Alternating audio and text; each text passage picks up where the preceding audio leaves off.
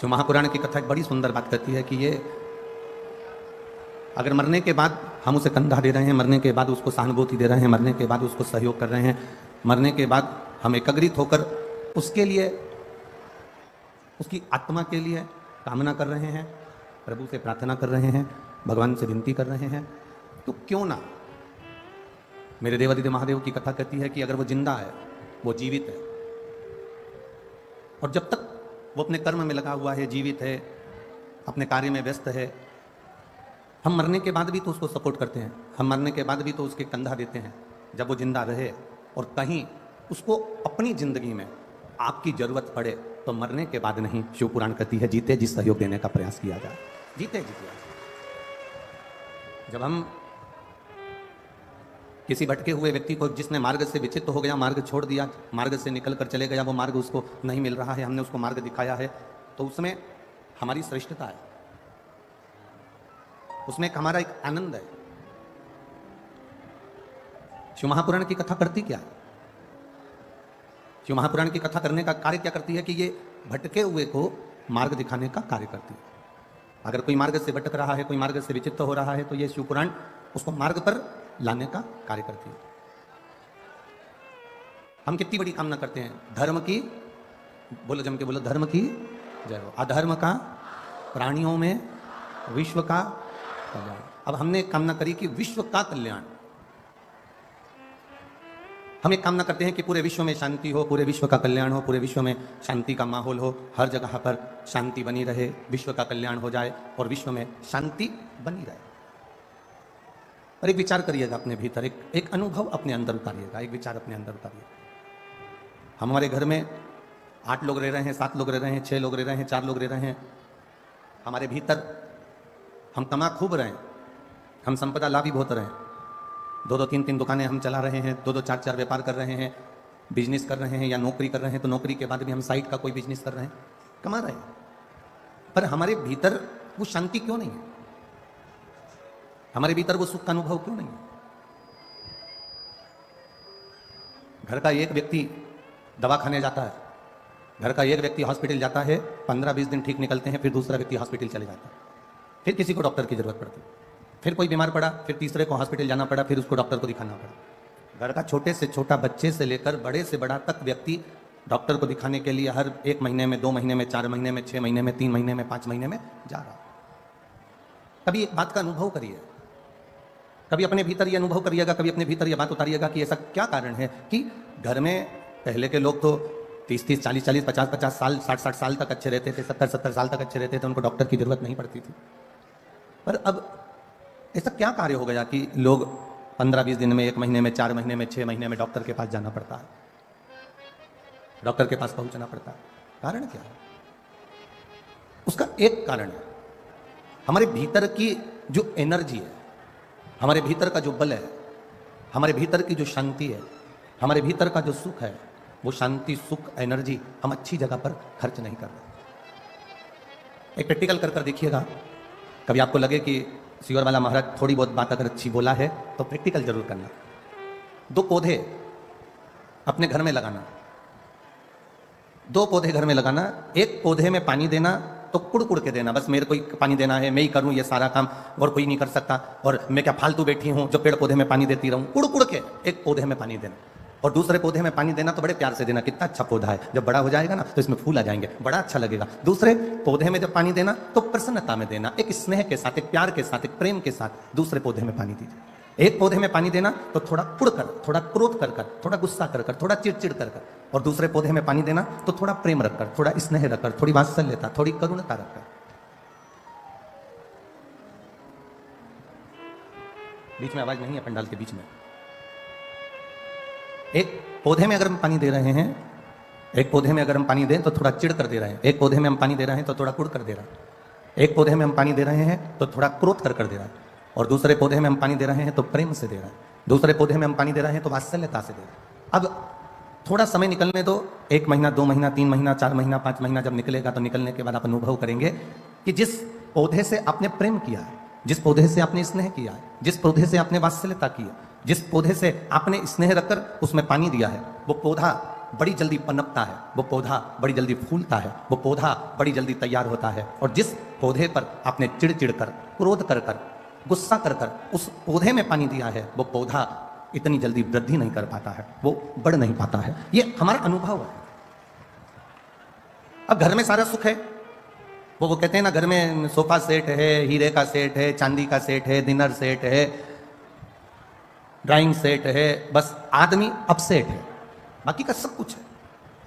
अब जरा विचार करिए कि ये सब कुछ आनंद, ये सारा सुख, आपके घर में दुकान भी है, व्यापार भी है, व्यवसाय भी है, सब कुछ है, आपके घर में सब कुछ भरा पड़ा हुआ है, पर उसके बाद भी घर में शांति नहीं है, घर में रत्ती भर भी एक सुख नहीं है, घर के अंदर थोड़ा बहुत भी आनंद की अनुभूति नहीं है। कारण क्या है? क्या कारण हो सकता है ऐसा कारण है क्या? तो तभी अनुभव करिएगा कि हम जो काम कर रहे हैं, हम जो कार्य में लगे हुए हैं, हमारे मन का जो वाइब्रेशन है, हमारे मन का जो तरंग है, हमारे मन की जो सोच है, वो ठीक नहीं बैठ पा रही। घर में रोटी बनाने वाली बहू बना रही है, घर में जेठानी रोटी बना रही है, देवरानी रोटी बना रही है, बहू रोटी बना रही है, उसका वाइब्रेशन से मतलब है, एक बहू आई उसने दाल रख दी, दूसरी बहू आई उसने कुकर को उतार दिया, तीसरी बहू आई उसने दाल को छोक दिया, चौथी आई तो मिर्ची काट के चली गई, पांचवी आई तो वो आलू उबाल कर चली गई, छठी आई तो उसने सब्जी को बगाड़ दिया, सातवीं आई तो एक ने आटा निकाला, फिर आई तो एक ने आटा उसना, और एक आई तो अपने पति के लिए 4 पराठे सेक के चली गई, और दूसरी आई तो अपने खुद के बच्चों के लिए रोटी का टिफिन बनाकर चली गई। अब ईमानदारी से बोलना, रसोई घर के अंदर जब तुम्हारी सोच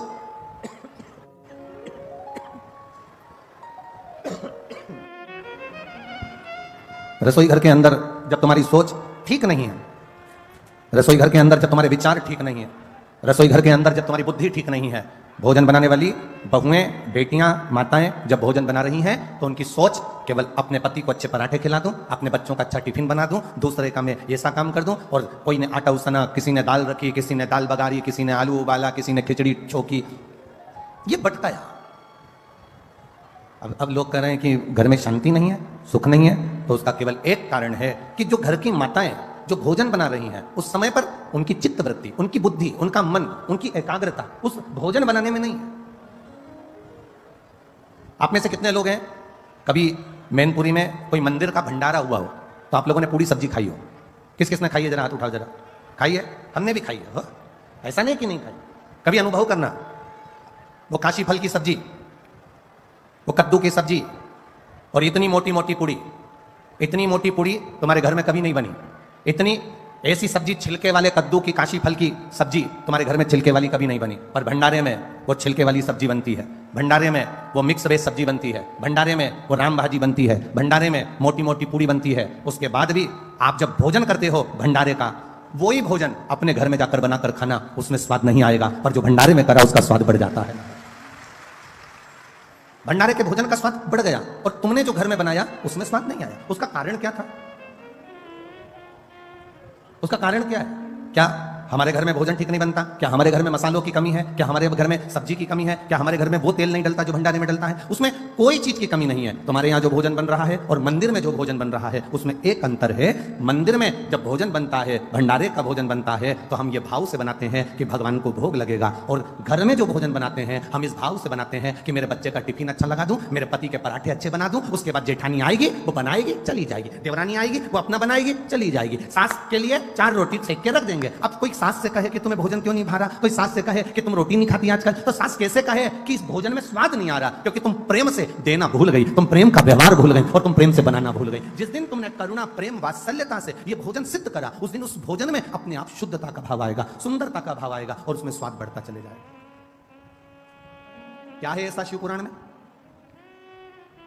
दुनिया के लोग, ये इतनी तेज कड़कड़ाती हुई धूप पड़ रही है, गर्मी पड़ रही है, लोगों को देखो अपने अपने घर से छाता लेकर आए हैं, चादर का टुकड़ा लेकर आए हैं, कोई कोई पन्नी लगाकर बैठा हुआ है, भोजनशाला का टेंट भरा पड़ा है, उसके पास में एक टेंट और लगाया वो भरा पड़ा हुआ, पूरे ग्राउंड में कहीं जगह नहीं है। और जितने लोग ग्राउंड में हैं उतने रोड की जो दुकानें भरी पड़ी हुई हैं, उस दुकानों के अंदर कहीं ना कहीं पेड़ों की छांव में जहां जहां जगह मिल रही है लोग बैठे हुए हैं। क्या है शिव पुराण में? शंकर की कथा में ऐसा क्या तत्व है? शिव की कथा में ऐसा क्या रस तत्व है? क्या मिलता है शिव महापुराण की कथा को श्रवण करने से? दुनिया के लोग कहें कि भगवान शंकर के पास में कुबेर का खजाना है, भगवान शिव के पास में ढेर संपदा है, इसलिए दुनिया के लोग शंकर भगवान की आराधना करते हैं। बहुत अच्छे से सुनना महाराज। तब अधिक मास की शिव महापुराण की कथा चल रही है, अपनी जिंदगी में उतारिएगा। लोग कहते हैं शिव जी के पास में कुबेर का खजाना है, शंकर भगवान के पास में अपार धन है, शिव जी के पास में अपार संपदा है, इसलिए दुनिया के लोग शंकर जी का भजन करते हैं, शिव जी का एक लोटा जल चढ़ाते हैं, शंकर जी की भक्ति करते हैं, इसलिए लोग शिव जी की पूजन करते हैं, उनसे मांगने के लिए, उनसे पाने के लिए। ये दुनिया के लोग समझ नहीं पाए। लोग कहते हैं शिव जी की पूजन इसलिए करते हैं क्योंकि उनके पास करोड़ों का धन है, अंबारियां भरी पड़ी है, लक्ष्मी भरी पड़ी है, संपदा भरी पड़ी है। उन दुनिया के लोगों को बताना कि हम शंकर जी की पूजन इसलिए नहीं करते कि उनके पास कुबेर का खजाना है। दुनिया के लोगों को बताना हम शंकर जी की पूजन इसलिए नहीं करते क्योंकि उनके पास ढेर खजाना है। हम शंकर जी की पूजन इसलिए नहीं करते कि उनके पास में धन और दौलत के भंडार भरे पड़े हैं। हम शंकर जी की पूजन इसलिए नहीं करते कि शंकर जी के पास बहुत सारी संविदा, बहुत सारा सामान, बहुत सारी पूंजी हमारे भोलेनाथ जी के पास में है। हम शंकर जी की पूजन धन को देखकर नहीं करते, हम शंकर जी की पूजन, सनातनी शिव जी की पूजन शंकर का भक्त इसलिए करता है कि शंकर जी के पास इतना होने के बाद भी वो लुटाकर शमशान में रहता है, इसलिए हम शिव की पूजन करते हैं जो दोनों हाथों से लुटाना जानता है। इतनी संपदा होने के बाद खुद अच्छे सोने के महल में रह सकते थे भोलेनाथ, इतनी संपदा होने के बाद, कुबेर का भंडार होने के बाद, खजाना होने के बाद मेरे भोलेनाथ अच्छा महल बनाकर रह सकते थे, पर मेरे शंकर भगवान ना महल बनाकर रहते हैं, ना बहुत बड़ी अटारी बनाकर रहते हैं। मेरे भोलेनाथ तो शमशान का निवास कैलाश के शिखर पर अलमस्त होकर बैठे रहते हैं, क्योंकि हम शिव जी की पूजन उनके खजाने को देखकर नहीं करते, हम शिव जी की पूजन इसलिए करते हैं कि खजाना होने के बाद भी उनके जैसा लुटाने वाला दुनिया में कोई नहीं होगा, इसलिए शिव की आराधना। कौन होगा जो दुनिया में इतना खजाना लुटा देगा? आज के जमाने का व्यक्ति अगर कमाता है तो अपने बेटे को देता है, आज के जमाने का व्यक्ति थोड़ा बहुत कमा के लाता है तो अपनी पत्नी को देता है, आज के जमाने का व्यक्ति अगर कमा कर लाएगा तो अपने परिवार को देगा। पर मेरा वो घरदानी, मेरा त्रिकालदर्शी, मेरा कैलाशी, मेरा अविनाशी, मेरा शंभु, मेरा शंकर अपने पास कुछ नहीं रखता। हमेशा दिया, रावण को सोने की लंका दे दी, भस्मासुर को कंकण दे दिया, जो मर्जी पड़ी मेरे शंभु को वो उठा उठा कर दे दिया। वो अपने पास कुछ नहीं रखता, भंडार दुनिया के भरता है, वो तो वीराने का निवास करता है, अलमस्त होकर रहता है, सुख के साथ रहता है।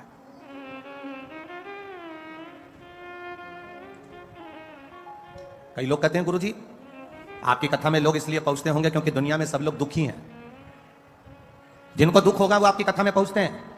यहां शिव महापुराण की कथा कहती है इतने बड़े बड़े पंडाल भरे पड़े हुए हैं, ये पंडाल भी पूरा भरा पड़ा हुआ है, ये पंडाल भी भरा पड़ा है, ये पंडाल भी भरा पड़ा है, सामने का भोजन पंडाल भरा पड़ा है, उसके पास में एक पंडाल और लगा वो भरा पड़ा है, और ग्राउंड में जितने बैठे हैं इनसे पूछना क्या इनको दुख है, इनसे पूछना क्या इनको तकलीफ है। ध्यान देना, जिसके घुटने में तकलीफ होती ना वो गाड़ी तो वहां छूट गई, पैदल पैदल चलकर धक्के खाते खाते 1 किलोमीटर आधा किलोमीटर तक यहां नहीं आते। ना तो इनको कोई शरीर में कष्ट है और ना इनके धन की कमी है, संपदा की भी कोई कमी नहीं है इनके यहाँ। तुम ये मत सोचना कि हम एक बिस्कुट का पैकेट दे रहे हैं या हम इनको पानी का पाउच दे रहे हैं या हम इनको पानी की बोतल दे रहे हैं, ये बेचारे गरीब होंगे या साधारण। ना ना ना ना, शंकर का भक्त, शिव का उपासक दुनिया में कभी गरीब नहीं होता। जिसके पास शिव है वो दुनिया का सबसे बड़ा सेठ है, वो दुनिया का सबसे बड़ा करोड़पति है, जिसके पास में शंकर रूपी रत्न भरा पड़ा है, जिसके पास में एक लोटा जल जिसके हाथ में है, समझ लेना उसके पास करोड़ों की दौलत उसके हाथ में है, वो कभी जिंदगी में गरीब नहीं हो सकता। वो आनंदित होता है, वो सुखमय होता है, वो आनंद की राशि होता है, उसमें शिव तत्व की प्राप्ति होती है। जो दुखी होता है, लोग कहते हैं किसी को दुख होगा ना इसलिए कथा में पहुंचे। ना ना ना, अरे दुख होता तो कथा में आते। अरे बोलो तो सर, कई लोग कहते हैं, एक व्यक्ति से पूछा क्यों रे तूने क्यों पी, क्यों तेरे में अकल नहीं है, ये गंदा नाली का पानी पी रहा, गटर का पानी पी रहा, ये मदिरा पी रहा, ये गंदा पानी पी रहा, ये मदिरा का नशा कर रहा, क्यों पी? क्योंकि बहुत गम था इसलिए पी ली, बहुत गम था, दुखी था इसलिए पी। उसे पूछा कि क्यों पी, तो कहे गम था तो पी, दुखी था तो पी ली। अगर दुखी होता तो यहां नहीं मिलता, यहां तो वो मिलते हैं जो शंकर के कृपा पात्र होते हैं, जिनका हाथ शिव ने पकड़ा होता है, वो यहां बैठते हैं, वो यहां पहुंचते हैं।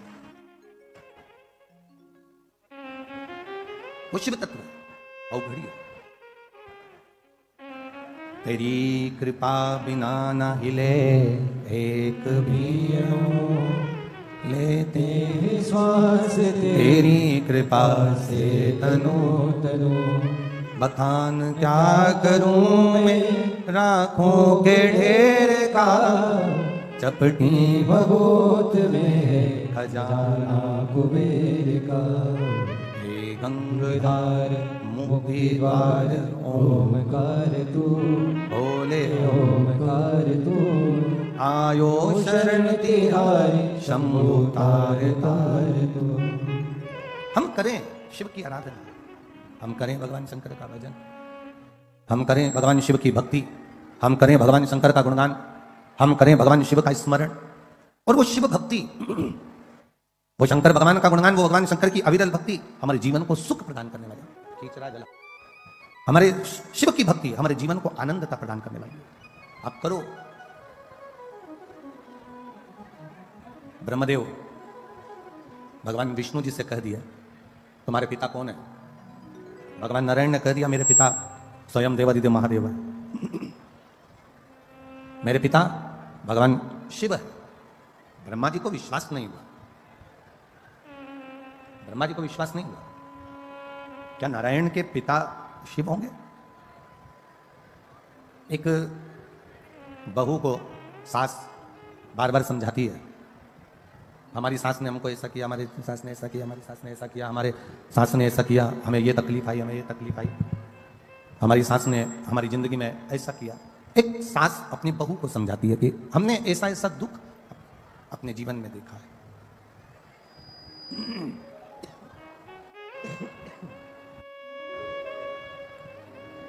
हमने ऐसा ऐसा दुख अपने जीवन में देखा है।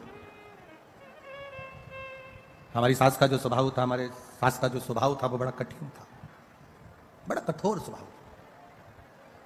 भगवान नारायण ने ब्रह्मा जी से कहा, भगवान नारायण ने ब्रह्मदेव से कहा कि मेरे जो पिता है ना भगवान शिव, वो साधारण नहीं है। ब्रह्मा जी ने भगवान विष्णु जी से कहा अगर आप कहते हो कि शंकर भगवान आपके पिता हैं, भगवान ब्रह्मा जी कह रहे हैं अगर आप कह रहे हो कि भगवान शिव आपके पिता हैं, भगवान देवादिदेव महादेव आपके पिता हैं, तो ये तो बड़ी आश्चर्य की बात है, बड़ी विचित्र बात है। तो भगवान विष्णु ने कहा क्यों आपको भरोसा नहीं है क्या, आपको विश्वास नहीं है क्या कि शिव मेरे पिता हैं? ये आपको भरोसा नहीं है, ये आपको विश्वास नहीं है? नहीं नहीं। एक किसी के घर में घुसना और एक किसी के दिल में घुसना, एक घर में प्रवेश करना और एक हृदय में प्रवेश करना बड़ा कठिन है।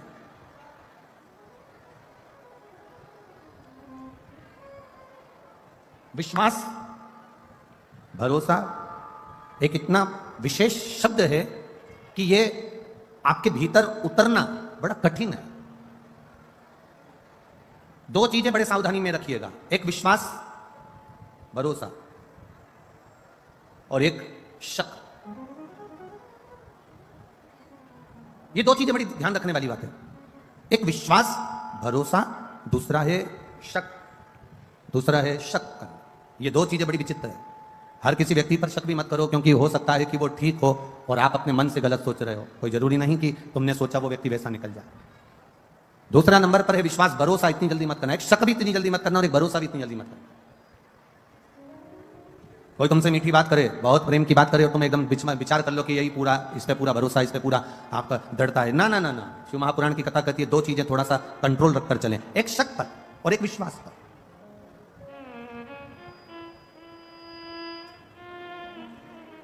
और हम तो आपसे भी कहेंगे, जितने लोग कथा सुनने आए, जितने भी यहां पंडाल में बैठे और जितने लोग आस्था चैनल पर सुन रहे हैं और जितने फेसबुक यूट्यूब पर सुन रहे हैं, आपसे भी निवेदन है,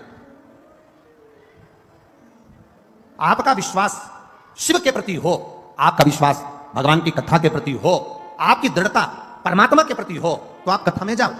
और आपका अगर विश्वास नहीं है, आपका भरोसा नहीं है, आपकी दृढ़ता नहीं है, तो आपको कथा में जाने की जरूरत नहीं। अपने घर पर रहो, 4 रोटी ज्यादा खाओ, आराम से टीवी देखो और सो। विश्वास हो तो परमात्मा है और विश्वास नहीं तो परमात्मा भी नहीं है। यह भरोसे से परमात्मा की प्राप्ति।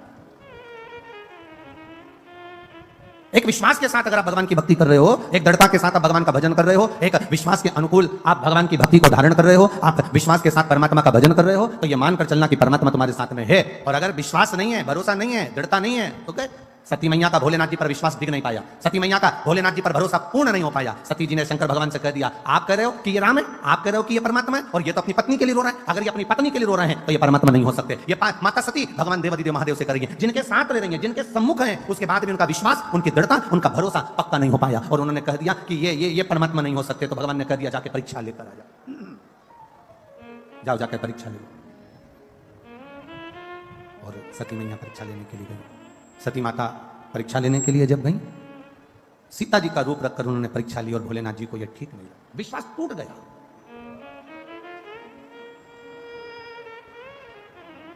पति जरा सा फोन पर बात कर रहा है और पत्नी ने शंका करना चालू कर दी, समझ लो घर टूटने वाला है। पत्नी फोन पर बात कर रही है और पति ने शंका कर ली, समझ लो घर टूटने वाला है। बहू थोड़ी देर, छोटी बहू थोड़ी देर सास के पास बैठी तो बड़ी को शंका लगी तो घर टूटने वाला है। किस शंका में हम जिंदगी जी रहे हैं? अरे भाई, शिव कथा कहती है, अब सौंप दिया इस जीवन का सब भार तुम्हारे हाथों में, हे हार तुम्हारे हाथों में और जीत तुम्हारे हाथों में। आपने अगर भरोसा करा है तो परमात्मा तुम्हारे साथ कदम से कदम मिलाकर चल रहा है। अगर तुम्हारा विश्वास दृढ़ है तो परमात्मा तुम्हारे साथ चल रहा है। एक विश्वास और एक शंका, एक शक, ये दो चीजें बड़ी सावधानी की है। विश्वास भी सावधानी का है और शक भी सावधानी का है। ब्रह्मा जी को विश्वास नहीं हुआ कि शंकर भगवान विष्णु के पिता हैं, ये विश्वास नहीं हुआ। दुनिया के लोगों को भी विश्वास नहीं हुआ था क्या शंकर जी पे एक लोटा जल चढ़ाने से सारी समस्या का हल हो जाता है? दुनिया के लोगों को भी विश्वास नहीं हुआ था क्या बेलपत्र खाने से शुगर और बीपी का लेवल बराबर हो जाता है? एक बेलपत्र शंकर जी पे चढ़ी हुई खाने से क्या थायराइड ठीक हो सकता है? विश्वास नहीं था लोगों को। क्या एक बेलपत्र खाने से सोरासिस की बीमारी ठीक हो सकती है? लोगों को विश्वास नहीं था। क्या एक शंकर भगवान की आराधना करने से क्या 20 साल में, 25 साल में, 10 साल में, 8 साल में, 15 साल में गर्भ ठहर सकता है? विश्वास नहीं था लोगों को। एक बहन ने तो अपने पत्र में लिखा है, ये रेणु कुमारी, मुकाम सुदामापुरी, पोस्ट गंजू डुंडवारा, गंज डुंडवारा, ठीक है, यही है ना? हाँ, देख लेना भैया, है समझते हो। मैं रेणु कुमारी, कहीं बैठी है रेणु जी? कहीं बैठी हो तो हाथ हिला सकती है। मैं रेणु कुमारी, मुकाम सुदामापुरी, पोस्ट गंज डुंडवारा, जिला कासगंज से आई हूँ। कहीं बैठी हो तो हाथ हिला सकती है। जिला कासगंज से आई हूँ। गुरुजी, मेरे विवाह को 8 वर्ष हो गए थे, संतान का कोई सुख नहीं था। आपने जैसी कथा कही उसके अनुसार मैंने कथा सुनी और कथा सुनने के बाद बाबा देवादिदेव महादेव की वो सफेद आंकड़े की जड़ का प्रयोग किया और बाबा ऐसी कृपा हुई कि मेरे घर में 2 संतान ने जुड़वा जन्म लिया। पर बाबा, जुड़वा संतान ने जन्म तो लिया, पर गुरुजी वो संतान बाबा ने मुझसे वापिस ली। दिल टूट गया, हृदय से मैं खूब रोई कि इतने साल के बाद संतान दी और बाबा ने वो भी ले ली।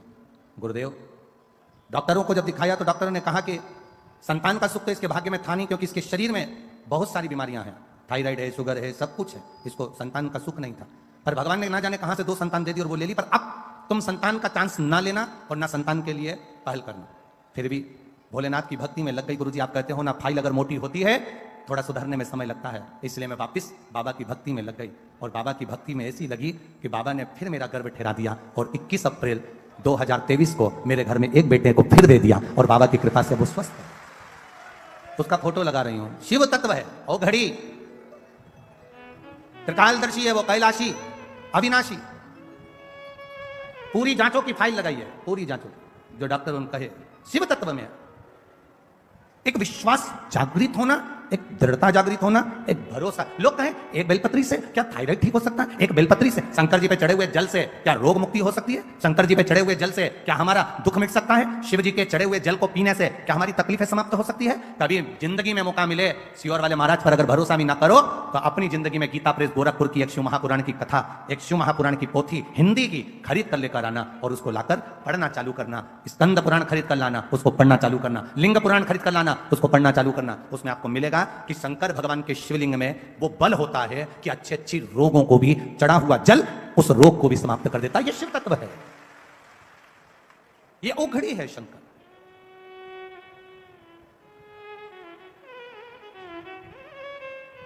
ये आप लोग सुनने बैठे हो कथा, बहुत देखिए, बहुत मैनपुरी वालों बड़े बड़े भाव से आप लोग कथा करवा रहे हो और बड़े भाव से आप अधिक मास के महीने में सुन रहे हो। एक विचार करिएगा कि किसी का मन कथा में लग भी जाएगा और कोई ऐसा होगा जिसका मन कथा में नहीं भी लगेगा। जिसका नहीं भी लगा ना, उसको भी दुख मनाने की जरूरत नहीं है। ये सोच लेना कि उसके दरवाजे तक पहुंच गए ना तो वो तुम्हारे दरवाजे तक पहुंच ही जाएगा। ये इतना अनुभव जरूर रखना।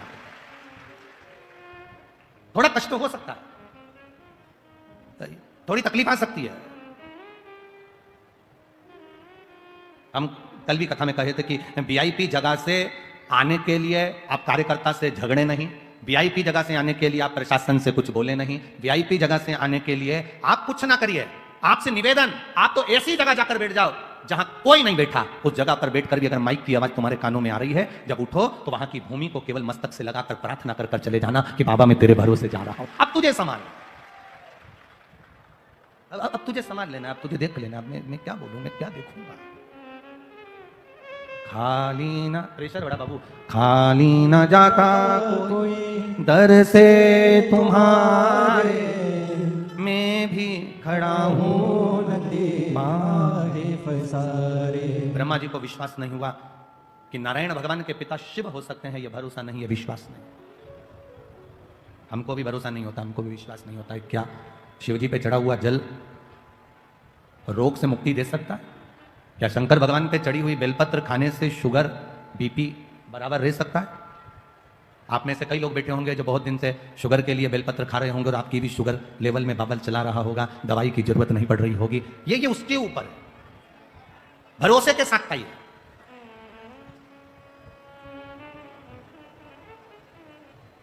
एक बात आपसे पूछें, कभी कभी ऐसा होता है, कभी कभी आपका बुखार नहीं उतरता, कभी कभी आपके शरीर का कष्ट नहीं जाता और तुम डॉक्टर के पास पहुंची ना, और डॉक्टर के पास जाने के बाद तुमने डॉक्टर सामने तुम्हारा हाथ पकड़ा और उन्हें आला लगाया और आला लगाकर तुम्हें चेक करा और तुमसे पूछा क्या क्या तकलीफ हो रही है, और तुमने कह दिया साहब मेरे को भोजन नहीं भा रहा है और मेरा पेट मरोड़ होता है और तकलीफ होती है और मेरी सांस लेने में दिक्कत हो रही है और सर्दी बहुत रहती है और फेफड़े में कब जमा होता है, मैं बहुत तकलीफ में हूं। तुमने सब कुछ डॉक्टर को कह दिया, जितना कह सकती थी कह दिया। अब क्या हुआ? डॉक्टर ने गोली दी, और गोली तुम कब जाकर खाओगे? घर जाकर। पर ईमानदारी से बोलना, गोली तुम घर पर जाकर खाओगे, गोली खाने के बाद वो असर करेगी, पर तुम डॉक्टर के पास जब पहुंची, जब कैसी हो रही थी? एकदम लुस्त, एकदम ऐसी हो रही थी जैसे मर जा रही, एकदम पड़ी है। और डॉक्टर के यहां पहुंची, पहुंचने के बाद उसने देखा, तुमने उसको सब बता दिया, उसने गोली लिख दी। उसके बाद में तुम जब डॉक्टर के यहां से वापस जाती हो, गाड़ी में बैठ कर गई, तब तक तुम्हें इतनी अच्छे लगने लगता है कि मैं थोड़ी थोड़ी ठीक हो गई। केवल डॉक्टर ने नब्ज देखी, केवल डॉक्टर ने तुमसे पूछा, केवल डॉक्टर ने तुमको चेकअप करा, केवल डॉक्टर ने अभी तो गोली लिखी और खाई भी नहीं, अभी तो घर जाएगी खाएगी, उससे पहले ही घर आते से ही 2 घंटे के अंदर तो तनतनाट एकदम बढ़िया हो गई। अभी तो गोली खाई नहीं, गोली तो खाना खाएगी फिर खाएगी, पर उससे पहले तो ठीक हो गई। अर्थात कारण क्या था? क्या डॉक्टर के हाथ में क्या जादू था? क्या डॉक्टर के हाथ में कोई ऐसी एनर्जी थी जिससे तो ठीक हो गई? ना ना ना, शिव पुराण कहती है डॉक्टर के पास जाकर तुमने अपने दिल का जो गुब्बार था, अंदर की जो बात थी, जो जो तकलीफ हो रही थी, वो सारी तकलीफ तुमने डॉक्टर से कह दी, कहकर तुम हल्के हो गए, इसलिए तुम ठीक हो गए। तुम अपने दिल की बात भगवान से कहकर हल्के हो जाते हो। आप अपने मन की बात, अपने हृदय की बात, अपने दिल की बात, अपने भीतर की बात परमात्मा से कहो, हल्के हो। भोला सब दुख काटो हमारा, ओ भोला सब दुख काटो हमारा, कहकर हल्के हो जाए। भोले बाबा जपूं तेरी माला, मेरे बाबा जपूं तेरी माला, भोला सब दुख काटो हमारा, ओ भोला सब दुख काटो। अपने दिल की बात कहकर हम देवादिदेव महादेव से बोलकर हल्के हो गए। शिव से कहा, एक बेटी ने पत्र में लिखा है,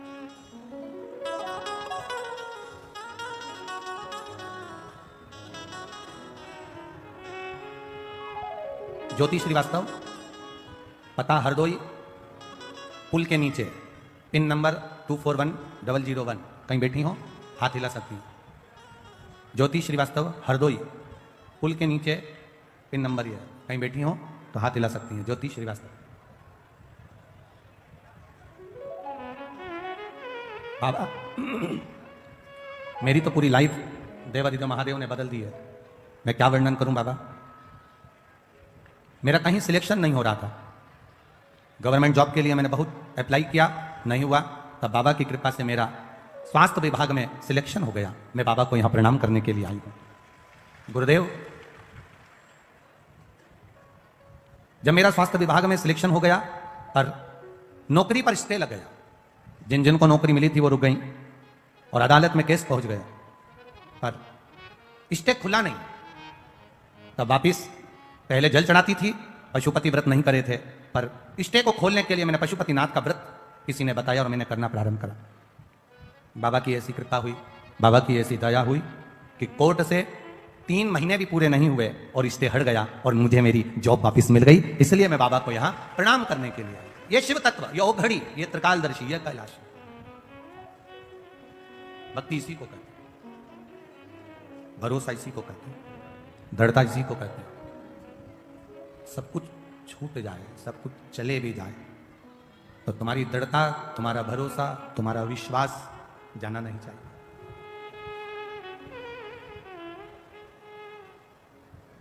किससे जाकर कहें? ब्रह्मा जी कह रहे हैं कि भगवान विष्णु से कि आपके पिता शिव जी हैं। नारायण आप कह रहे हो कि आपके पिता शंकर जी हैं, और पर मेरा विश्वास नहीं कहता कि आपके पिता शिव जी होंगे। तो भगवान नारायण ने पूछा कि ब्रह्मा जी तुम कैसे कह सकते हो कि मेरे पिता शंकर जी नहीं है? तुम कैसे कह सकते हो? तब तुम बोल कैसे सकते हो कि मेरे पिता शिव नहीं है? कहा मुझे एक कारण से लगता है। क्या कारण है? कहा अगर शंकर जी आपके पिताजी होते तो उनके पास में तो ढेरों संपदा होती, क्योंकि आपके चरणों में लक्ष्मी पड़ी हुई है। आपके चरणों में लक्ष्मी है, आप वैकुंठ का निवास करते हो, आपके पास में ढेरों संपदा है, आपके पास में ढेरों सुख है, लक्ष्मी है, अष्टलक्ष्मी आपके पास में विराजमान है, ढेरों संपदाएं आपके पास में विराजमान है, ढेरों संपत्ति आपके पास में विराजमान है। और आपके पिताजी भगवान देवादिदेव महादेव को देखो तो कैलाश पर रह रहे हैं, शमशान में रह रहे हैं। उनके पास में क्या है? गले में सांप पड़ा हुआ है, धतूरा रखा हुआ है, बेलपत्र रखी हुई है, गंगा जी का जल रखा हुआ है, मुंडों की माला, रुद्राक्ष की माला, केवल यही उनके पास में। आपके अगर पिता शिव हैं तो शंकर भगवान को भी तो धनपति दिखना था, करोड़पति दिखना था, संपदावान दिखना था, वैभववान दिखना था। फिर वो कमजोर क्यों दिख रहे हैं? फिर उनके पास में ये कुछ संपदा, ये सत्ता, ये वैभव, ये सारा सुख उनको तो नहीं दिख रहा। भगवान नारायण ने भगवान ब्रह्मा जी से कहा, भगवान नारायण भगवान ब्रह्मा जी से कहते हैं कि ब्रह्मा जी तुम समझ नहीं सकते कि शिव है क्या। शिव क्या है समझ नहीं सकते। अरे तेरा ही दिया मैंने खाया पिया है, तेरा शुक्रिया है, तेरा शुक्रिया है, मुझे भोले बाबा ने बहुत दे दिया है, तेरा शुक्रिया है, तेरा शुक्रिया है। ये जायदाद दी है, औलाद दी है, ये जायदाद दी है, औलाद दी है, मुसीबत में हर वक्त इमदाद दी है, मुसीबत में हर वक्त इमदाद दी है, तेरा ही दिया मैंने खाया पिया है, तेरा शुक्रिया है, तेरा शुक्रिया है। ब्रह्मा जी ने कहा मैं विश्वास नहीं करता। एक पर्वत जिसको घुमाना भगवान विष्णु ने और भगवान ब्रह्मा ने प्रारंभ किया, पर्वत घुमाते घुमाते घुमाते घुमाते अग्नि का खंभ प्रकट हुआ, एक लिंगायत आकृति प्रकट हो गई, शिवलिंग प्रकट हो गया। शिवलिंग प्रकट हुआ तो ब्रह्मा जी ने कहा इनका सिर कहाँ, पाँव कहाँ? ब्रह्मा जी शिव जी का सिर देखने के लिए आकाश मार्ग से ऊपर की ओर बढ़े। ब्रह्मा जी जब ऊपर की ओर बढ़े, भगवान नारायण शंकर भगवान का चरण ढूंढने के लिए नीचे की ओर गए। भगवान विष्णु को शंकर भगवान का चरण नहीं मिला।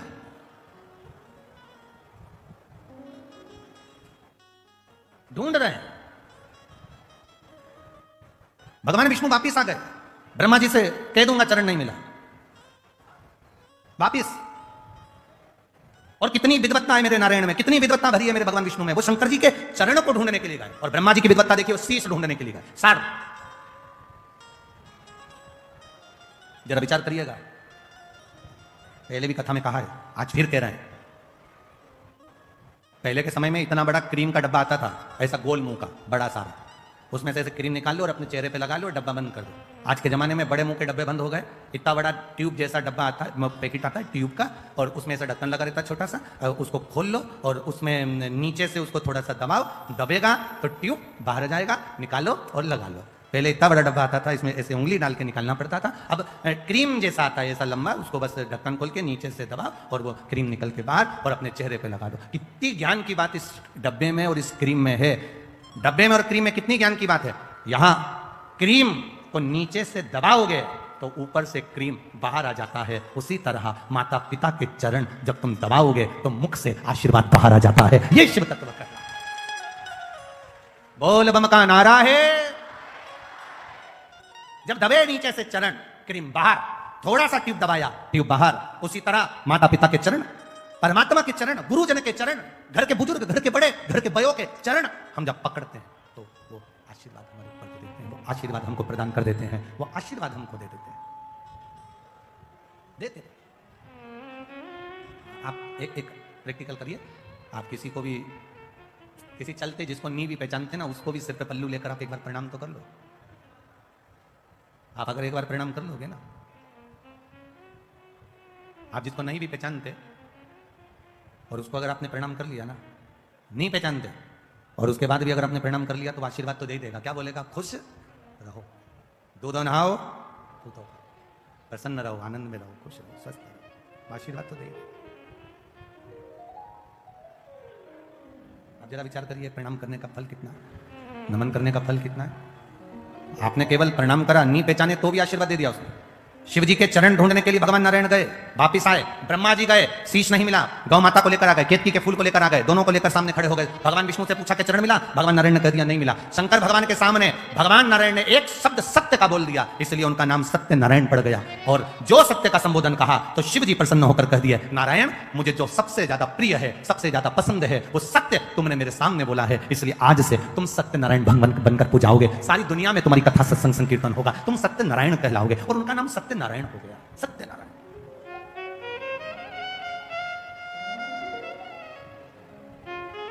ब्रह्मा जी से पूछा, ब्रह्मा जी से कहा कि ब्रह्मदेव अब आप ये बताइए कि आपको शीश मिला है, आपको क्या भगवान शंकर का सिर मिला? ब्रह्मा जी ने कहा हाँ मिला। ना मानो तो गौ माता से पूछ लो। गाय से कहा शीश मिला है, गौ माता ने एक रोटी के लिए झूठ बोल दिया, झूठ बोला। शंकर भगवान ने श्राप दे दिया कि तेरा पूरा शरीर पूजाएगा पर तेरा मुख अपूज्य रहेगा। केतकी के पुष्प ने झूठ बोल दिया, शिव जी ने कह दिया सारे पुष्प मुझ पर चढ़ेंगे, मुझ पर कांटे भी चढ़ेंगे, पत्तियां चढ़ जाएगी, जहरीले से जहरीला फूल मुझ पर चढ़ जाएगा, पर सुन केतकी तू कभी मुझ पर नहीं चढ़ेगा। श्राप दे दिया। फिर भी ब्रह्मा नहीं माने तो आखिरी मन ने फिर झूठ कह दिया। शिव जी ने पांव के अंगूठे से नख तोड़कर फेंका और फेंकते से ही काल भैरव को प्रकट करा। काल भैरव ने नख से ब्रह्मा जी का एक सिर काट दिया। कर्मनाशा नदी प्रकट हो गई। ब्रह्मा जी झूठ बोलते बोलते लुढ़कते गए। तब भगवान विष्णु ने उनके लिए प्रार्थना करी, उनके शीश से बट का पेड़ बना, बट वृक्ष बना। एक विचार करिएगा जरा भीतर से। शिव तत्व कह रहा है, अभी अभी अधिक मास चल रहा है और अधिक मास में प्रयास करिएगा कि जितना बन सके अपनी जिंदगी में उतना शिव तत्व को प्राप्त करने का प्रयास करिए। एक जुआरी जरा सा फूल पत्ती भगवान पर फेंक देता है और वो राज सिंहासन पर जाकर बैठ जाता है। तो ये जो सावन का महीने में जो अधिक मास आता है ये कोई साधारण नहीं है महाराज। सावन के महीने में जो अधिक मास आता है ये कोई साधारण नहीं। किसको मारने के लिए? आप लोग तो सब मैनपुरी के जितने भी श्रोता भाई बहन यहाँ बैठे हैं सब समझदार हैं, सबने कथा जान रखी है कि मलमास कौन है, अधिक मास कौन है। हम ज्यादा इसका प्रसंग आपको नहीं कहेंगे कि किसको मारने के लिए। केवल हिरण्यकशिपु का संहार करने के लिए नरसिंह अवतार भगवान ने लिया था। वो नरसिंह अवतार लेने के लिए हिरण्यकशिपु ने वर मांगा था, ना नीचे मरूं, ना ऊपर मरूं, ना अंदर मरूं, ना बाहर मरूं, ना अस्त्र से मरूं, ना शस्त्र से मरूं, ना दिन में मरूं, ना रात में मरूं, ना नर से मरूं, ना परशु से मरूं और ना ही मैं 12 महीने में मरूं। भगवान ने तथास्तु कह दिया था और एक अधिक कर कर मेरे भगवान ने एक अधिक कर कर मलमास को प्रकट करा, अधिक मास को प्रकट करा और अधिक मास को प्रकट कर कर उसको उस अधिक मास में नरसिंह भगवान प्रकट होकर हिरण्यकशिपु का संहार करे। अब समझने वाली बात देखिए शिव महापुराण की, सावन में जो अधिक मास पड़ता है उसका प्रभाव क्या होता है अब समझिएगा जरा। अब जो मलमास है इसको मलमास कहते हैं। एक अधिक हो गया, 12 महीने से एक अधिक हो गया मलमास।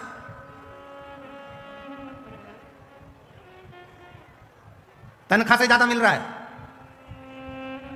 कभी कभी 40,000 रुपए तुम्हारी तनख्वाह है और 40,000 रुपए से ज्यादा कहीं से कमाकर कोई लेकर आया और अपनी पत्नी को दिया और पत्नी पूछ ले जी ये कहां से आया, तो ये समझ लेना कहां से आया हो, स्मरण में रहिएगा। 12 महीने से ज्यादा हो गया मलमास है। कोई भी देवी देवता इसको स्वीकार नहीं कर रहा था। एक भी देवता ने मलमास को सम्मान नहीं दिया। जहां से 12 महीने तो लोग सम्मान देते हैं, पर मलमास को कोई सम्मान देने को तैयार नहीं हुआ। मलमास रोता था, देवताओं के पास जाता था, प्रार्थना करता था, मेरा कल्याण करिए, मैंने नरसिंह अवतार धारण करा है, नरसिंह अवतार हुआ है मेरे मास में, तुम कृपा करो। मलमास को कोई नहीं पूछता, सब ईर्षा करते, सब नफरत करते, सब उसको पूछते नहीं। तब आखिरी में देव ऋषि नारद ने कह दिया, तुम एक काम करो, जैसे ही श्रावण का महीना है, सावन के महीने में मलमास तुम शंकर की आराधना में लग जाना। क्या होगा उससे?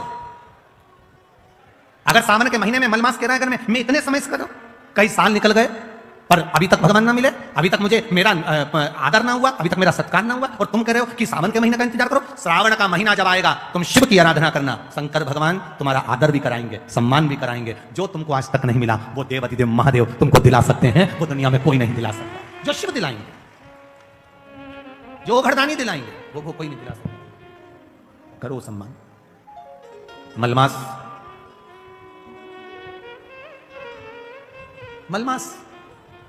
रो रहा है, सावन का महीना। आपको पहले भी कथा में कहा था, सारी समस्या का हल, जम के बोलो, जरा जम के बोलो, 1 लोटा जल। पर सावन के महीने में, अरे जम के तो बोलो, 2 लोटा जल। अब तुमसे कोई पूछे कि ये लोगों को तो बुद्धि ना जाने दुनिया के लोगों की कहाँ चली गई, हमें तो स्मरण में नहीं आता। दुनिया के लोग जो ये कावड़ लेकर जाते हैं तो कावड़ वाले पर लोग कमेंट्स करते हैं कि कावड़ क्यों ले जा रहे हो, कौन ले जा रहे हो, क्या काम है, तुम ये कर लो, तुम वो कर लो, तुम ये करो, तुम वो करो, क्या रखा है कावड़ ले जाने में, क्या रखा है शिव जी पे जल चढ़ाने में। हम उनको कहना चाहेंगे, कभी एक बार मौका मिले तो स्कंद पुराण और स्कंद पुराण का काशी खंड, कभी मौका मिले तो स्कंद पुराण पढ़िएगा और स्कंद पुराण का काशी खंड पढ़िएगा। और कभी मौका मिले तो भगवान शिव के प्रागट्य की यह कथा, ब्रह्मा और विष्णु के घर्षण की कथा का स्मरण करिए, कभी मौका मिल जाए। कितना सुंदर कहा। मलमास जिसको लोग छोड़ दिए, अब शब्द कह दिए, ताने देते हैं, आड़ा टेढ़ा बोलते हैं, वो मलमास सावन के महीने में 2 लोटा जल लेकर शिव जी की भक्ति में बैठ गया। शिव की भक्ति, आराधना कर रहा, शिव जी की भक्ति कर रहा है, आराधना कर रहा है, 2 लोटा जल हाथ में लेकर बैठा है, आराधना कर। सावन का महीना पूर्ण होने वाला है और मलमास भगवान शिव की भक्ति में लगा तो शंकर जी के नेत्र खुल गए। शिव जी ने जाकर पूछ लिया, भगवान देवादिदेव महादेव ने जाकर, भगवान शंकर ने जाकर पूछ लिया, आखिर बात क्या है। मलमास नेत्र बंद कर हाथ में जल लेकर बैठा, शिव जी को समर्पित करने के लिए शंकर की भक्ति में डूबा था, शिव नाम की भक्ति में तल्लीन।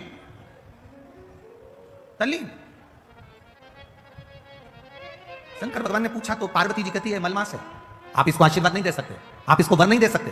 शंकर भगवान ने पूछा आखिर कारण क्या है, कब हुआ ये, तो कहा हिरण्यकशिपु को मारने के लिए 1 महीना अधिक करा था, 1 महीने को आगे बढ़ाया था। ये मलमास, ये अधिक मास 1 महीना आगे बढ़ा हुआ है, इसलिए लोग इससे नफरत करते हैं। शंकर भगवान ने कहा तो क्या हुआ, चिंता मत कर। मलमास के पास शिव जी गए, शंकर भगवान को आते हुए देखकर मलमास ने जल का पात्र ढोल दिया, जल का पात्र ढोल दिया। शिव जी ने पूछा क्या चाहिए तुझको, क्या चाहिए, बोल। मलमास कहता है कि मुझसे लोग नफरत करते हैं।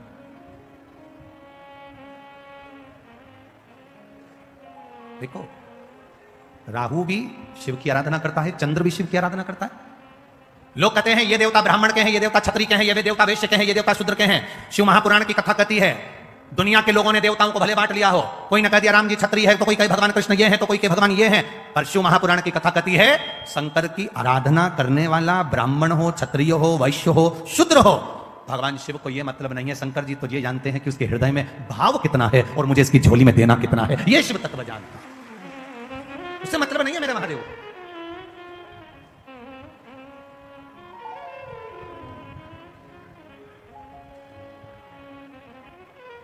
शिव जी को उससे कोई मतलब नहीं, तुम क्या कर रहे हो। अब मलमास प्रार्थना कर रहा है, इसीलिए यहां शिव महापुराण की जो कथा कहती है, भगवान देवादिदेव महादेव का जो कथा वर्णन करती है, शिव तत्व जो वर्णन करता है, हमारे यहां पर सप्ततिथियां, पंचदीप वर्णन किया जा रहा है। बहुत ध्यान देना महाराज। सावन के महीने में जो अधिक मास पड़ता है उसमें 7 जगह अर्थात 7 तिथियां ऐसी हैं जिस दिन 5 दीप का वर्णन किया गया है हमारे शास्त्रों में। अब बहुत सावधानी से सुनिएगा। पहली है पंचमी तिथि।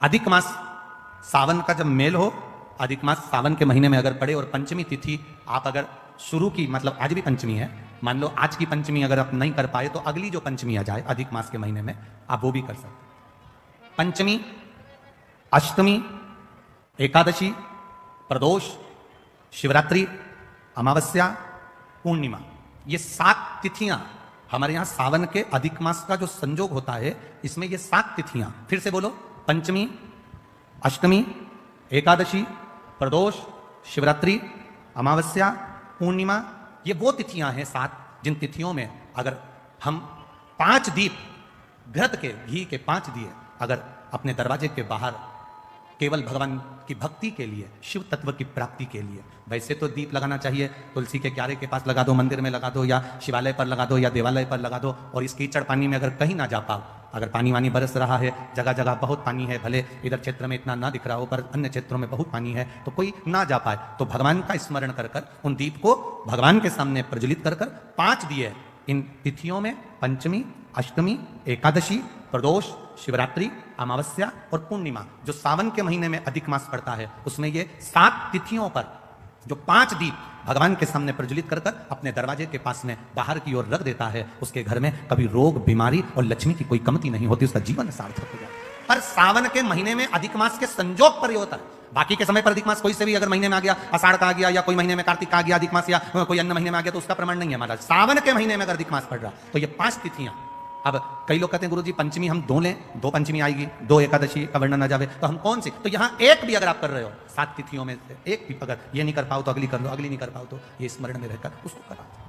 मलमास में प्रार्थना करो, शिव जी आकर दर्शन दो। सावन का महीना, मलमास हाथ जोड़कर भगवान शंकर से निवेदन कर प्रार्थना। शंभु शरणे बड़ी मांगू घड़ी रे घड़ी, दुख कारो दया करी दर्शन आपो। तेरे डमरू की धुन सुन के मैं काशी नगरी आई हूँ, तेरे डमरू की धुन सुन के मैं काशी नगरी आई हूँ, तेरे डमरू की धुन सुन के मैं काशी नगरी आई हूँ, तेरे डमरू की धुन सुन के मैं काशी नगरी आई हूँ, मैं काशी नगरी आई हूँ, मैं काशी नगरी आई हूँ, मैं काशी नगरी आई हूँ, मैं काशी नगरी आई हूँ, मैं काशी नगरी आई हूँ, मैं काशी नगरी आई हूँ, मैं काशी नगरी आई हूँ, मैं काशी नगरी आई हूँ, मेरे भोले हो बम भोले मैं काशी नगरी आई हूँ, मेरे भोले हो बम भोले मैं काशी नगरी आई हूँ, मेरे भोले हो बम भोले मैं काशी नगरी आई हूँ, मेरे भोले हो बम भोले मैं काशी नगरी आई हूँ।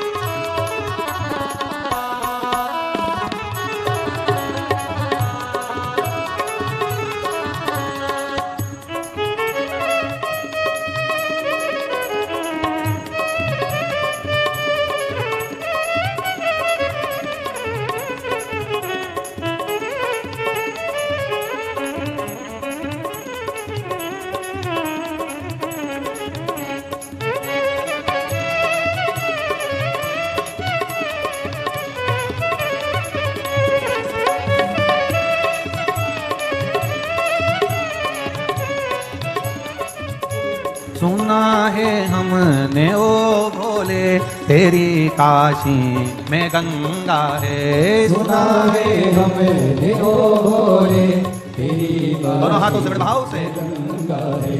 सुना है हमने ओ भोले तेरी काशी में गंगा है। सुना है हमने ओ भोले तेरी काशी में गंगा है। उसी गंगा में नहाने को मैं काशी नगरी आई हूँ। उसी गंगा में नहाने को मैं काशी नगरी आई हूँ। मेरे भोले ओ बम भोले मैं काशी नगरी आई हूँ। मेरे भोले ओ बम भोले मैं काशी नगरी आई हूँ। मैं काशी नगरी आई हूँ। मैं काशी नगरी आई हूँ। मैं काशी नगरी आई हूँ। शंभो मैं काशी नगरी आई हूँ। मेरे भोले ओ बम भोले मैं काशी नगरी आई हूँ। मेरे भोले ओ बम भोले मैं काशी नगरी आई हूँ। जय हो।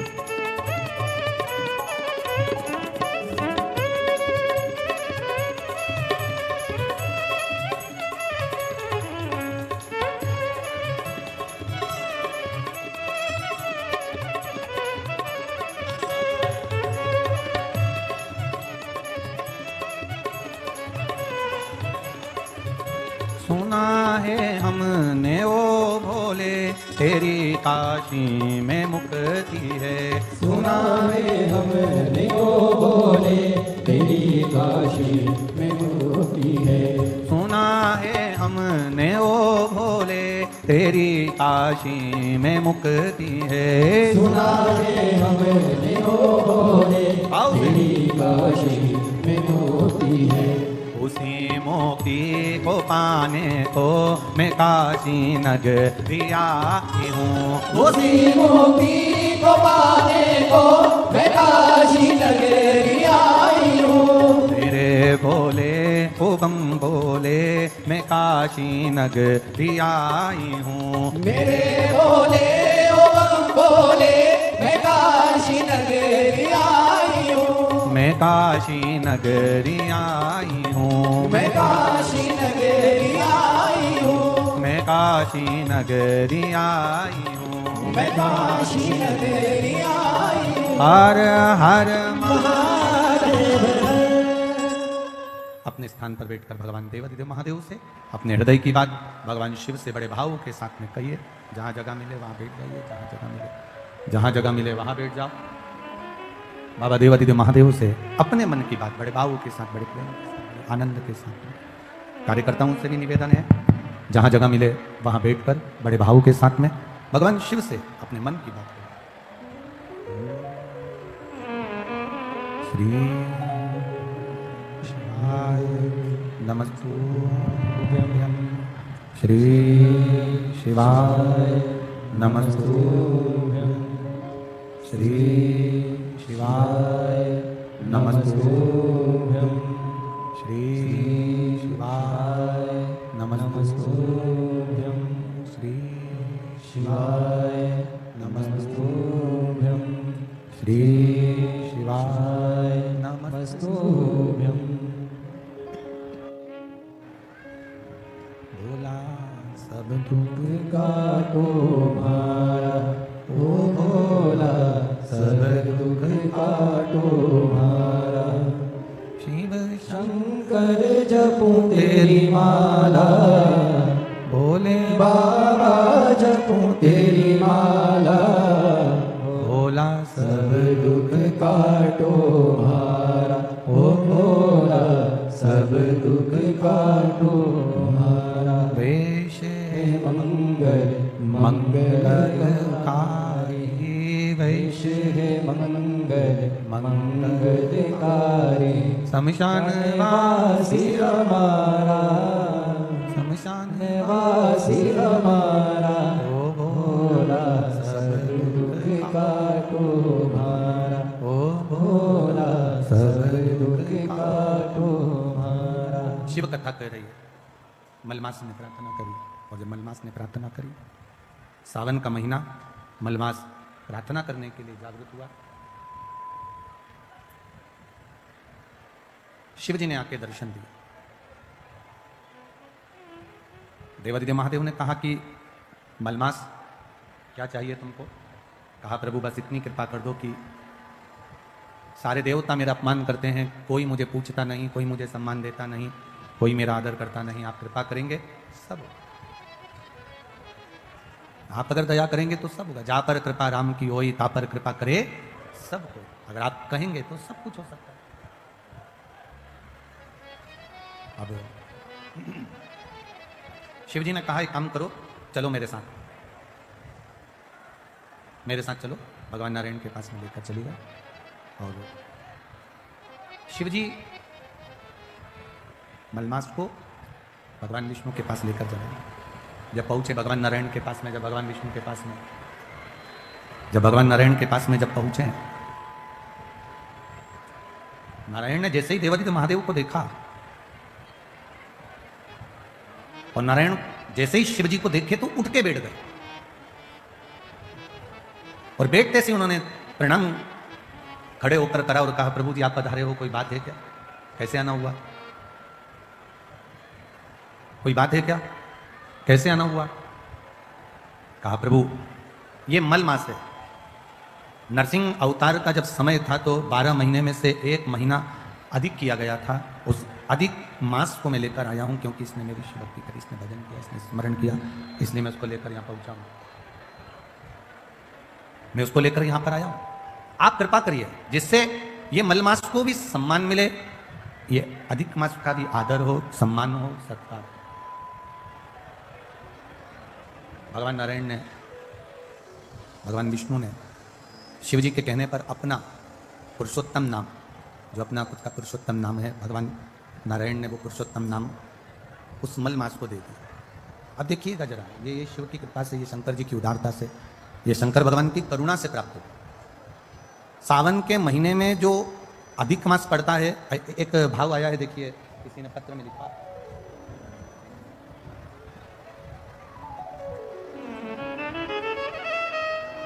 मैं रेशमा देवी श्री राम प्रकाश जी उपाध्याय, ग्राम वेदपुरा, जैतपुर, बाहा तहसील, आगरा से आई हूं। कहीं बैठी हो तो हाथ हिला सकती हैं, जहां कहीं भी बैठी हो अपना हाथ हिला सकती हैं। मैं रेशमा देवी श्री राम प्रकाश उपाध्याय, ग्राम वेदपुरा, जैतपुर, बाहा तहसील, आगरा से आई हूं। मेरा मोबाइल नंबर ये है। मेरे पति जिनकी उम्र 80 वर्ष हो चुकी है, उनके पेट में एक गेंद के बराबर एक गठान हो गई थी, जिसे कई डॉक्टरों को दिखाया तो उन्होंने कैंसर की गठान बताई। वो कैंसर की गठान और कैंसर का इलाज चालू हुआ। आगरा, फरीदाबाद, हरिद्वार, जयपुर, दिल्ली, ऐसे कई जगह पर डॉक्टरों को जाकर दिखाया गया, पर सभी ने कैंसर बताया, आराम नहीं लगा। तब किसी के कहने पर शिव महापुराण की कथा सुनना प्रारंभ करा और बाबा पर एक लोटा जल चढ़ाना प्रारंभ करा। गुरुदेव, एक लोटे जल की महत्वता क्या है, बेलपत्री की महत्वता क्या है, मैं वर्णन करना चाहती हूं। मेरे पति की उम्र 80 साल है और कैंसर जैसी बीमारी से जूझ रहा है, और उसको एक बेलपत्र शिव जी की चढ़ी हुई और एक लोटा जल शंकर जी को चढ़ाया हुआ, उसमें से थोड़ा सा जल पिलाना जब प्रारंभ किया, एक लोटा जल और बेलपत्र देना चालू करा। बाबा की कृपा का मैं क्या वर्णन करूं गुरुदेव। दूसरी बार जांच आगरा में कराने के लिए गए तो बाबा की कृपा से उनका कैंसर समाप्त हो चुका था। इसलिए मैं बाबा को नमन करने पूरी रिपोर्ट के साथ में आई हूं कि मेरे पति का जो कैंसर समाप्त हुआ उसकी भी जांचें और पूरी रिपोर्ट मैं लगा रही हूं। ये शिव तत्व, ये ओघड़ी, ये दयालु, ये दाता आप ही हैं। अच्छा, आपकी मम्मी है वो? अच्छा अच्छा, श्री शिवाय नमः। ठीक है, बता।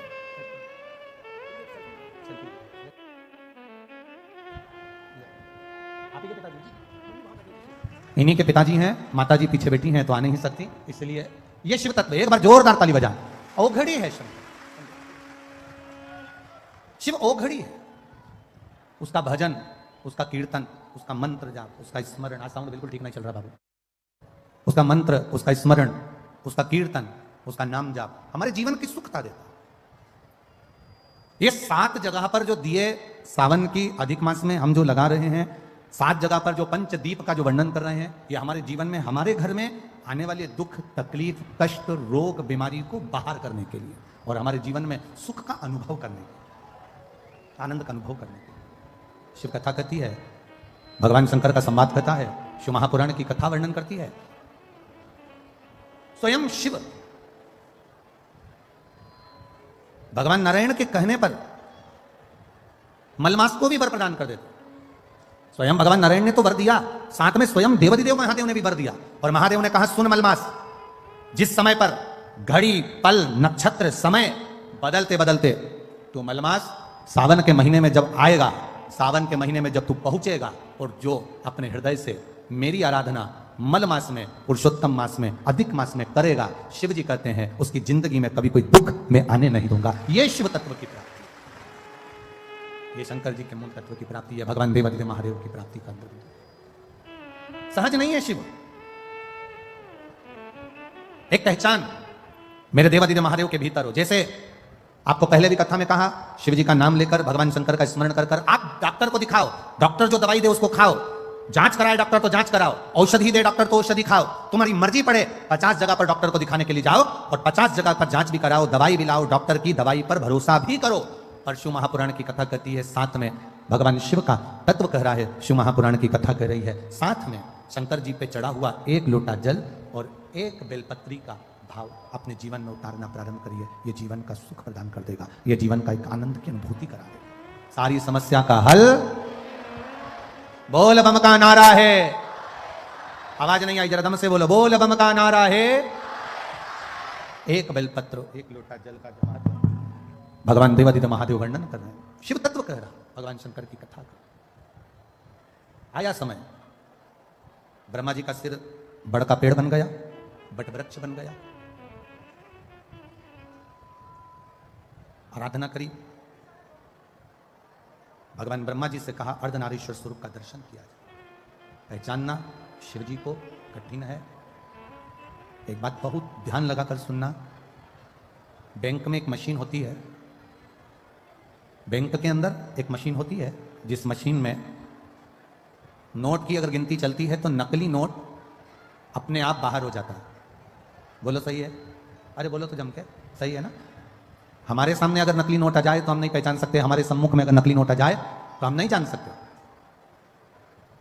पर बैंक में एक मशीन होती है, उस मशीन पर अगर नोट गिनती हो रही है और उस नोट में अगर नकली नोट आ जाता है तो वो मशीन उस नोट को बाहर कर देती है। नकली है इसलिए बाहर कर देती है। जितने शंकर भगवान के उपासक होते हैं, जितने भगवान शिव की आराधना करने वाले होते हैं, शिव भक्ति में डूबने वाले होते हैं, शंकर का गुणगान करने वाले होते हैं, शंकर की भक्ति में डूबने वाले होते हैं, जैसे नोट की मशीन में से नकली नोट बाहर हो जाता है। शिव महापुराण की कथा कहती है शंकर का गुणगान करने वाला जब रोज रोज शिव के मंदिर में जाता है तो उसके जीवन का दुख भी मंदिर के बाहर हो जाता है, उसके घर से बाहर हो जाता है, उसके जीवन का दुख समाप्त।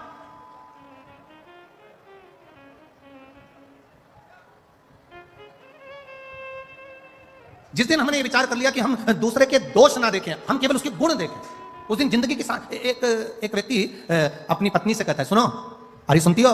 पत्नी ने कहा क्या है? कल मेरा दोस्त भोजन करने आएगा, कल मेरा दोस्त खाना खाने आएगा। तो पत्नी ने कहा क्या करना है बताओ, क्या बनाऊं मैं? पत्नी ने कहा तू बना कुछ भी, पर एक बात सुन, ये चप्पल जो रखी है ना सामने, ये छुपा के रख देना। सामने ये घड़ी रखी है ना, इसको छुपा के रख देना। सामने ये गुलदस्ता रखा है ना, इसको छुपा के रख देना। पत्नी ने कहा क्यों, तुम्हारा दोस्त चोर है क्या? पति बोलता नहीं, वो अपने सामान को पहचानता है। हम दोष देख रहे हैं, वो अपने सामान को पहचानता है। मतलब चोर वो नहीं है, चोर मैं हूं। ये वो अपने सामान को पहचानता है। मतलब शिव कथा कह रही है। हमने अभी तक क्या देखा? उसने हमारा बुरा कर दिया, किसी ने हमारे दरवाजे पर नींबू पटक दिया, किसी ने हमारे दरवाजे पर मिर्ची पटक दी। कहां हम पड़े हैं? इतने चतुर होने के बाद, इतने विद्वान होने के बाद भी आज भी हम उस भ्रम में पड़े हैं कि किसी ने नींबू काट के पटक दिया, किसी ने मिर्ची काट के पटक दी। अरे तुम्हें दरवाजे पर लिख देना चाहिए, एक नींबू से काम नहीं चलेगा, 12 नींबू एक साथ पटको तो अचार डाल के खा जाऊंगी। किस भ्रम में जी रहे हैं हम? ढोंग और प्रपंच की जिंदगी से बाहर निकलो, भ्रम की जिंदगी से बाहर निकलो। किसी ने नींबू पटक दिया तो दुख हो रहा है, किसी ने मिर्ची पटक दी तो दुख हो रहा है, किसी ने कुछ कह दिया तो दुख हो रहा है, दरवाजे पर कोई सिंदूर पटक गया तो सोचने में आ गया कहां जाऊं, किससे कहूं, दुख हो रहा है। शिव महापुराण की कथा कहती है मेरा देव अधिदेव महादेव शिवालय में रहता है। शंकर का जो मंदिर होता है उसको मंदिर नहीं कहते, उसको शिवालय कहते हैं। शिवालय मतलब जहां मेरा शंकर रहता है वो शिवालय कहलाता है। शिवालय का मतलब होता है उसमें भूत प्रेत डाकनी पिशाचनी देवता देवी देव सब कोई, पितृ आदि आदि जितने देव हैं, संसार के 33 कोटि देवी देवता जितने भी हैं, सब देव अधिदेव महादेव के पास आते हैं, सब भगवान शंकर के पास आते हैं, सब भगवान शिव के पास आते हैं, सब भगवान की शरणागति में आते हैं। जितने भी देव हैं, जितने देवता, चाहे वो असुर भी हैं, राक्षस भी हैं, कोई भी है, वो शंकर की शरणागति में आ रहा है। तो शिव में निवास कर रहे हैं, शंकर भगवान शिवालय में रह रहे हैं। गला पकड़ रहा है बाबू, माइक बहुत। शंकर भगवान शिवालय के अंदर निवास करते हैं, भगवान शिव शिवालय के अंदर रह रहे हैं। सब कुछ है वहां, सब विराजमान है वहां पर, कोई खाली, सब बैठे। अब तुम रोज एक लोटा जल चढ़ाने के लिए शंकर जी के मंदिर जा रहे हो, तुम रोज एक लोटा जल चढ़ाने के लिए देवादिदेव महादेव के द्वार पर जा रहे हो, तुम रोज एक लोटा जल चढ़ाने के लिए शंकर के दरवाजे पर जा रहे हो। शिव जी का चढ़ा हुआ जल तुम थोड़ा सा झेल कर घर ला रहे हो, लाते हो कि नहीं लाते? अरे बोलो तो जम के, लाते हो ना? थोड़ा सा जल झेल कर अपने घर लेकर आते हो, उस जल को अपने घर पर छीट देते हो, लोगों को आचमन करने के लिए, पीने के लिए दे देते हो। ईमानदारी से बोलना, सारे भूत, सारे प्रेत, सारी डाकनी, सारे पिशाच, सारे देवता, सारे असुर, सारे ग्रह, सारे नक्षत्र जब शंकर जी के पास हैं और तुमने उसको जल चढ़ाकर अगर लेकर आ गए, फिर दुनिया में किसकी सामर्थ्यता है जो तुम्हारा बुरा कर दे? अगर काल अधिपति तुम्हारे साथ है। अकाल मृत्यु वो मरे जो काम करे चंडाल का, काल उसका क्या बिगाड़े जो भक्त हो महा काल का। जो शिव की आराधना करता है, शंकर की उपासना करता है, शिव तत्व को जो जानता है, शंकर के मंदिर जाना जिसने चालू कर दिया, शिव की आराधना करना जिसने चालू कर दिया, शंकर का गुणगान करना जिसने चालू कर दिया, फिर ये ना सोचना कि किसी ने नींबू पटक दिया, किसी ने मिर्ची पटक दी, कहीं उसको भूत आ गए तो कहीं उसको प्रेत आ गए। ये सब ढोंग और प्रपंच और छल से दूर हो जाओ। जो शंकर का है वो जानता है कि शिव शमशान में निवास करते हैं और वो शमशान कोई साधारण सी जगह नहीं, वहां सब मेरे बाबा का दिया हुआ, उसकी दृष्टि में सब सम है, इसलिए उसका नाम शमशान है। वहां कोई बड़ा नहीं, कोई छोटा नहीं,